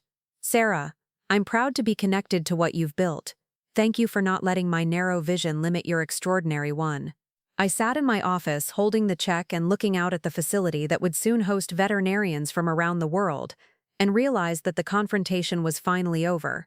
Not because I'd won an argument, but because there was no longer any argument to be had. The work had proven its own worth, and that proof had transformed not just my life, but the lives of everyone who'd tried to diminish it. Sometimes the best revenge isn't fighting back, it's building something so undeniably valuable that your critics become your supporters. And sometimes the most powerful confrontation is the one where you realize you've already won. The morning of our grand opening dawned crisp and clear, the kind of October day that makes you believe in new beginnings. I stood on the observation deck of our new education center, watching as cars began arriving in the parking lot we'd expanded to accommodate 300 vehicles. Representatives from 23 countries were coming to tour our facility. Veterinary students from 37 universities had traveled here for our inaugural training program. And somewhere in the crowd gathering below would be the one person whose presence would complete a journey that had begun with a family dinner and a carved wooden gift. "Sarah, they're ready for you downstairs," Margaret said, appearing at my side with the kind of calm efficiency that had kept our operation running smoothly through 7 years of chaos and growth. She was now our director of operations, overseeing a staff of 43 people and coordinating with partner facilities in 12 countries. "Is she here yet?" I asked, scanning the crowd for a familiar face. "She's in the VIP reception area with your father and Amanda. She brought someone with her. I think it's her lawyer." I nodded, understanding. After everything that had happened, after all the revelations and reconciliations, there was still one conversation that needed to happen. One mystery that had shaped everything but remained unsolved until 3 days ago, when Michael Torres from the Morrison Foundation had called with information that changed how I understood my entire story. The main lobby of our new facility was a cathedral of light and purpose. Floor-to-ceiling windows overlooked exercise areas where rescued animals played with volunteer handlers. Interactive displays told the stories of animals we'd saved, their journey from abandonment or abuse to loving homes documented in photographs and video testimonials. The centerpiece was a living wall garden, funded by donations in memory of animals who hadn't survived their rescue, but whose stories had inspired others to support our work. As I walked through the lobby toward the reception area, I was stopped every few feet by people wanting to congratulate me, share their own rescue stories, or discuss partnership opportunities. Dr. Heinrich Weber from the Berlin University of Veterinary Medicine wanted to establish an exchange program. Maria Santos from the São Paulo Animal Welfare Institute was interested in adapting our trauma rehabilitation protocols for street animals in Brazil. A delegation from Japan had specific questions about our architectural design that maximized both animal comfort and operational efficiency. But the conversation that mattered most was waiting in a quiet alcove of the reception area, where three people sat together looking uncharacteristically nervous. My father stood when he saw me approaching, his expression a mixture of pride and something I'd never seen from him before: uncertainty. Beside him, Amanda rose from her chair, smoothing her dress in a gesture that reminded me of our childhood when she'd been called to the principal's office. And in the third chair sat a woman I'd seen only in photographs until today, Eleanor Morrison, founder and president of the Morrison Foundation. "Hello, Sarah," my father said quietly. "I'd like you to meet Mrs. Morrison." Eleanor Morrison was smaller than I'd expected, perhaps 70 years old, with silver hair and eyes that seemed to take in everything without judgment. When she stood to shake my hand, her grip was firm and warm. "Miss Coleman, it's an honor to finally meet you in person. I've been following your work for much longer than you might realize. Thank you for coming, Mrs. Morrison, and thank you for everything the Foundation has made possible here." She smiled, but there was something complex in her expression. "Sarah, there's something we need to discuss. Something about the Foundation's involvement in your work that isn't quite what it appears to be." My stomach tightened. After all the success, all the validation, was there some complication with the funding, some condition I hadn't understood? "Perhaps we could speak privately?" Eleanor suggested, glancing around the bustling reception area.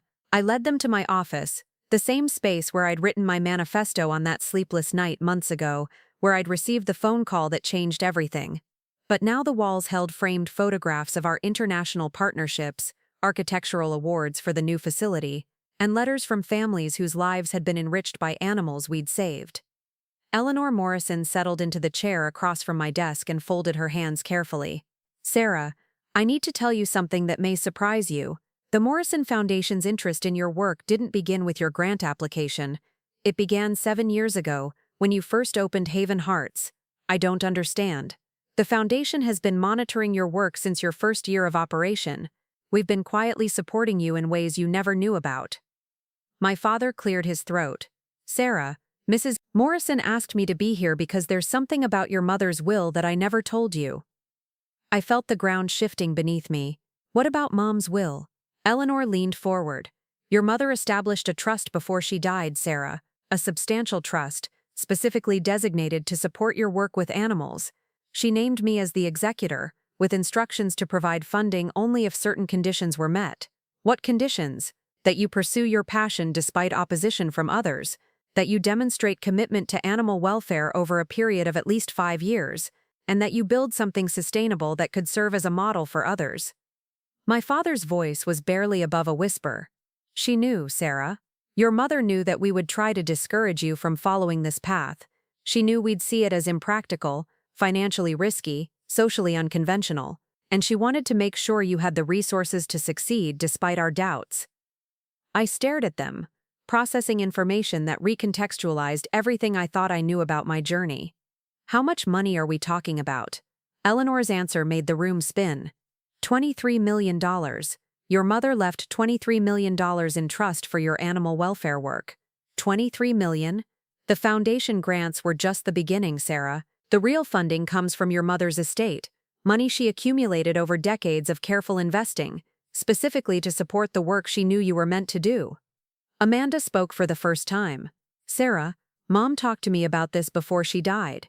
She said you had a gift with animals that was rare and precious. She said the family would try to push you toward conventional success, but that your real calling was something we might not understand or appreciate." "She was right," my father added, his voice heavy with regret. "We didn't understand. We couldn't see what she saw in you." Eleanor opened a folder and pulled out several documents. Your mother left detailed instructions about how the money should be distributed. The first phase supported the Morrison Foundation grants. Though you didn't know the ultimate source, the second phase, which begins now, provides funding for international expansion of your model. The third phase establishes an endowment that will support animal welfare work in perpetuity. I sat in stunned silence, trying to absorb the magnitude of what I was hearing. Not only had my mother believed in my work enough to fund it posthumously, but she'd anticipated my family's resistance and planned around it. There's more, Eleanor continued gently. Your mother wrote letters for you, one to be delivered each time a major funding milestone was reached. I have the first one here. She handed me an envelope with my name written in my mother's familiar handwriting. Inside was a letter dated 3 years before her death. My dearest Sarah, if you're reading this, it means you've succeeded in building something beautiful and important despite everyone telling you it was impossible. I'm not surprised. I've watched you with animals since you were small, and I've seen a compassion and understanding that most people spend their entire lives trying to develop. Your father and the rest of the family will try to discourage you. They'll call your work impractical, your lifestyle unconventional, your priorities questionable. They mean well, but they're measuring success with the wrong instruments. They're looking for profit margins when they should be looking for lives saved. They're looking for social status when they should be looking for purpose fulfilled. I've arranged for funding that will allow you to build something extraordinary, but the money comes with one condition. You must never compromise your vision to please others. Never make your work smaller to make other people more comfortable. Never apologize for caring more about animal welfare than social conventions. The money I'm leaving will support not just your work, but the people you'll inspire and the communities you'll transform. Use it wisely, use it boldly, and use it to prove that love is the most practical force in the universe. I won't be there to see what you build, but I'm absolutely certain it will be magnificent. All my love and faith, Mom. I read the letter twice, tears streaming down my face before I could speak again. Why didn't you tell me this earlier? Because your mother specifically instructed that you not know about the trust until you'd proven you could succeed without it, Eleanor explained. She wanted you to develop the strength and skills that come from overcoming obstacles.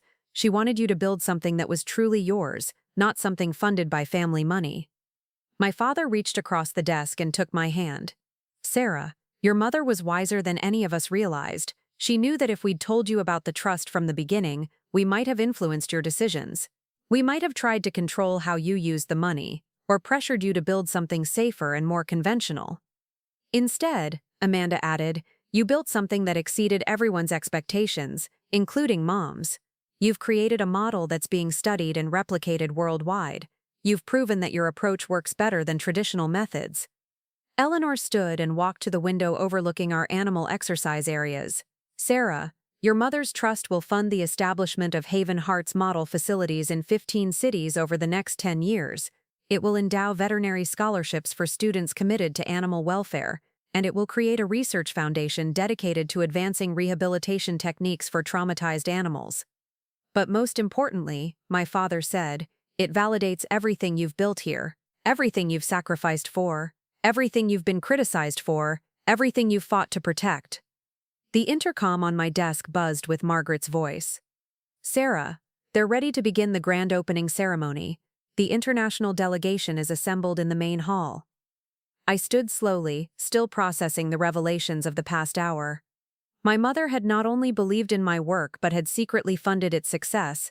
My family's resistance, which had felt so devastating, had actually been part of a larger plan to ensure I developed independence and strength.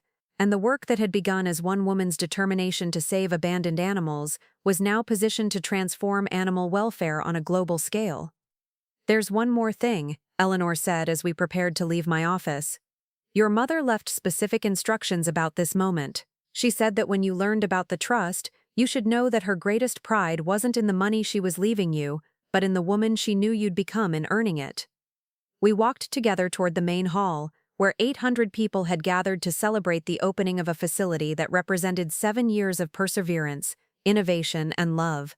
As we entered the hall, I saw faces that told the story of how far we'd come.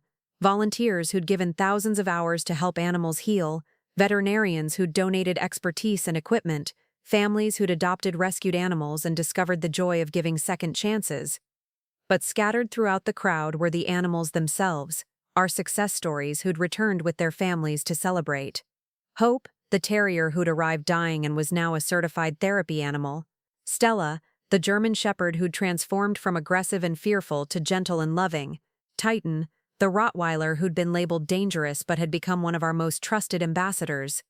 When I took the podium to address the gathering, I looked out at faces that represented every part of this journey. The critics who'd become supporters, the skeptics who'd become believers, the family members who'd learned to see my work through new eyes. 7 years ago I began. I had a vision of what animal rescue could become if we treated each animal as an individual deserving of patience, medical care, and rehabilitation rather than as a number in an overcrowded system. Today, that vision has become a reality that's being studied and replicated across 6 continents. I paused, finding my father in the crowd. But the real success isn't measured in the size of this facility or the scope of our international partnerships. It's measured in the individual animals who are alive today because someone believed their lives had value. I told them about the anonymous donor who'd made everything possible, who'd believed in work that others had dismissed as impractical.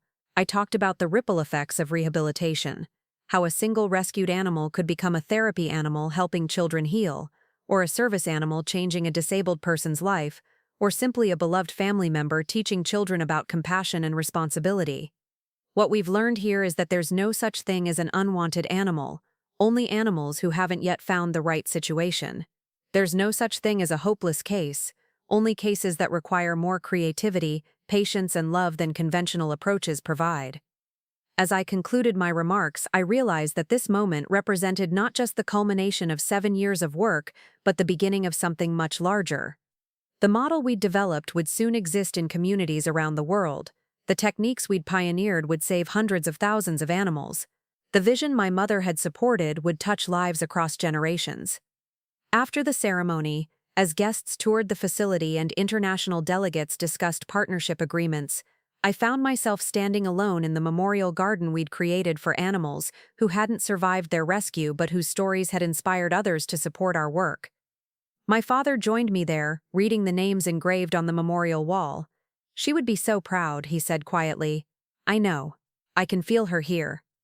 Sarah, I need you to know that watching you build this, seeing what you've accomplished despite all our doubts and criticism, it's changed how I think about success, about purpose, about what really matters in life."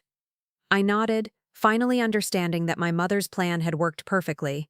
The obstacles she'd known I would face, family resistance, financial struggles, bureaucratic challenges had forced me to develop strength, innovation, and independence I might never have discovered otherwise. "Dad, do you want to meet some of the animals?" We walked together through the facility, and I introduced him to residents who'd been with us for years. I watched him kneel down to pet Winston, the diabetic cat who required twice daily insulin shots but had become our unofficial mascot. I saw him laugh as a group of puppies climbed over each other to get his attention. "You know," he said as we finished the tour, "I spent my whole career working on cases that were settled and forgotten within a few years. But what you've built here, this will save lives for decades to come." That evening, after the last guests had left and the facility was quiet except for the sounds of animals settling in for the night, I made my final rounds with a heart fuller than I'd ever imagined possible. In the span of 7 years, I'd gone from being dismissed as a crazy cat lady to being recognized as an innovator whose work was transforming animal welfare globally. I'd built something that had started with my own love for animals and had grown to encompass the passions and talents of hundreds of people across multiple continents. But perhaps most importantly, I'd learned that success isn't about proving other people wrong, it's about staying true to your vision even when that vision seems impossible. It's about building something so meaningful that it transforms not just your own life, but the lives of everyone it touches. As I turned off the lights and headed home, I thought about all the animals who would find safety, healing, and love in this place. I thought about the veterinarians who would train here and carry these techniques to animals around the world. I thought about the families who would discover the joy of adoption, and the children who would learn that every life has value. My mother had been right. Love is the most practical force in the universe, and sometimes, if you're patient enough and brave enough to follow that love wherever it leads, you can build something that changes the world. The woman who'd been called a failure, a dreamer, an embarrassment to her family's success, had become proof that the most valuable work often happens outside the boundaries of what society considers normal or respectable. and we were just getting started. Looking for more? We've got 2 amazing stories ready for you right on screen. If this one touched you, these are absolutely worth your time. Click to watch them now. And hey, subscribe and hit that bell to never miss our latest uploads.